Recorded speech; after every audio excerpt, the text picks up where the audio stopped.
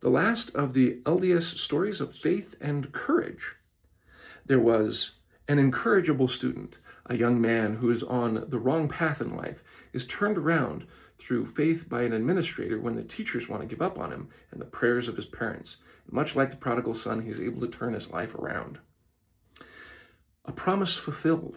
Young men in Canada are told that they will receive protection as they keep the commandments during World War I. There's several close brushes with death.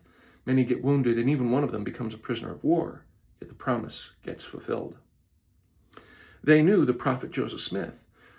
Women, during the time of Nauvoo, share their experiences with the prophet, as well as what it was like during that time.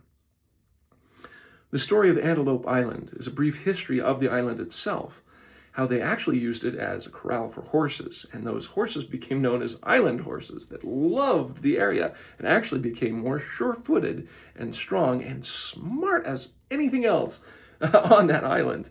It's really a joyful story. Quince, the roan pacer of Shadscale, is the story of a horse that refuses to give up its freedom down in southern Utah. The story of Gibson the Imposter. This one has roots in church history.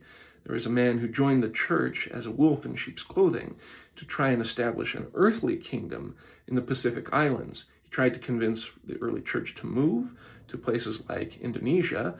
When that didn't work, he wanted to be sent on a mission to Hawaii. There, he falsely tried to establish his own kind of kingdom.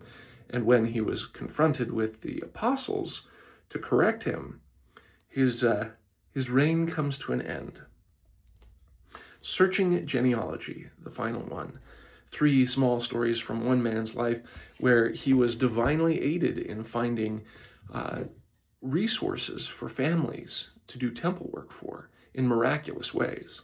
So each of these have their own flavor and moral and just wonder behind them.